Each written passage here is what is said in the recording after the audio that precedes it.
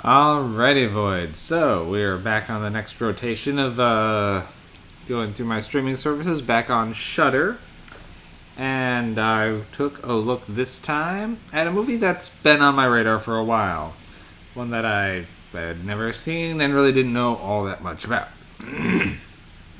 Now, I keep mentioning that I frequently peruse the horror subreddits for recommendations. And one movie that kept popping up over the last couple months when talking about haunted house films was The Changeling. Whenever they brought up haunted house movies, this movie was sure enough going to be recommended. Now, I had only first heard of this movie probably a year, maybe two ago. And this one's from 1980, so it's been a while. And it's been largely universally loved, so I was interested. But I guess the thing I could never really wrap my head around is how the title, The Changeling, fit in with a haunted house kind of movie. It just wasn't meshing. So it was never like a high priority, though I was curious. Well, Shudder had it. Good enough reason to finally dive in. And yeah, I'm glad I saw this one. I did really enjoy this movie. Just from right away, I could tell that this was definitely higher tier for as far as movies goes. The acting is very solid. George C. Scott stars in this, and it is, well, for the only roles I'd really seen him in before were him in a much more hard-to-like light. Patton or Dr. Strangelove.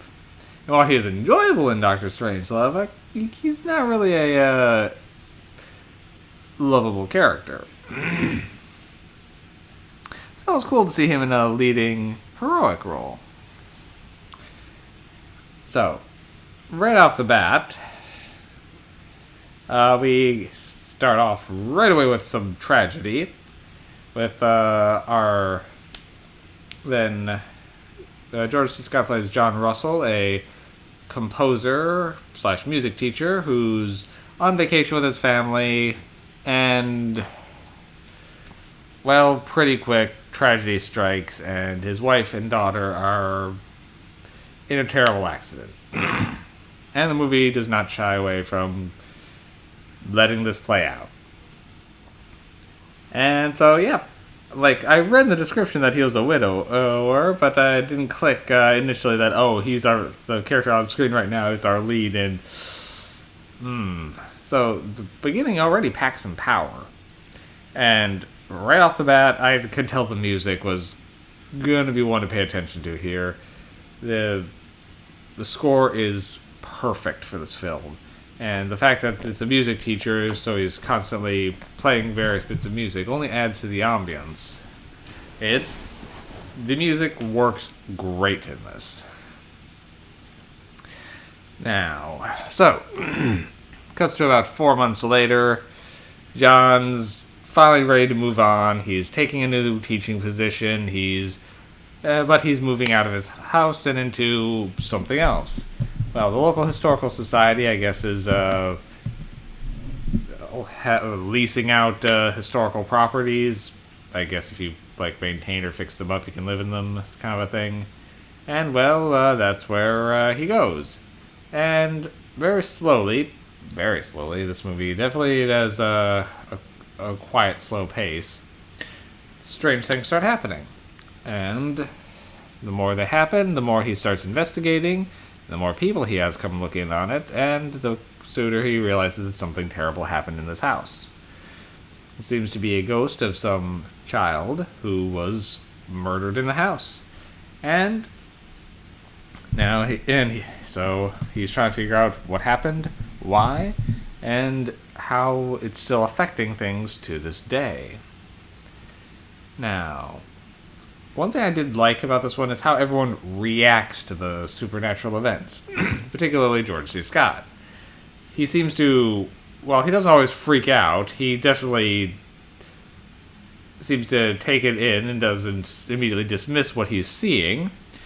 but starts digging in and investigating. But he also knows no one's going to believe this, so he takes a very measured approach to looking into things, and other people don't immediately just likewise they wait until they actually see well, they're not maybe skeptical, they're at least willing to go and take a look, and when they see something they don't immediately just discount it. They do freak out, but they still get curious or whatnot. So mostly it's the investigation into what's going on, which I really don't want to go into too much here, because if you haven't seen it, it's worth seeing for the journey, because that's kind of what the heart of this movie is. A lot of things I've read said this was a very frightening movie. I didn't find it too frightening, with the exception of the climax does get fairly intense, and then there was definitely some suspense and tension built. So I'd say towards the end, it definitely starts ramping up in that one, but for me, it wasn't a very scary movie. An effective movie, but not scary. I was hypnotized by this one. I'll say that. So I don't want to go into too much of the description of the investigation, because that's, again, part of the ride. I will say how it goes out I thought was pretty satisfactory. What else? Well, there's something on the tip of my mind. Effects are fairly minor. This is a very subdued movie. But, so there isn't, it's not really a gory film in any regard, and alright, so I guess if I had a complaint, it would be, it is a slow burn. This movie takes its time and just eases into things. I personally could do with a few more ghostly manifestations early on, but it's just kind of a minor nitpick. It works. Otherwise, yeah, no strong complaints. I don't know if I'd watch this one often, but it's definitely one I would like to add to my own personal library. I'm going to give this one, I think, 7 MacGuffins. It's up there, but just a few. While I respect the movie a lot, there's only so much I kind of actually like some of the aspects. I mean, most of it works, and I found it interesting. I just don't know how much rewatchability this one's going to have for me. Though I know some people do make this one a recurring one, and I can understand why. But, yeah, for me, I'll give it 7 MacGuffins. I liked it, but I didn't love it. But I can definitely understand why people do. As for my nitpick with the title, watching the movie, it makes sense. It does. I can see how it ties in now. I may not have chosen that for a title just because it's hard to. It's not one that draws me in on a supernatural haunted house film. To me, it sounds more like something out of the Orphan series, for example. But again, minor nitpicks. I do highly recommend The Changeling, 1980. Yeah, that's. 7 MacGuffins. 7. Okay. All for this one, and I'll try to have another one up for tomorrow.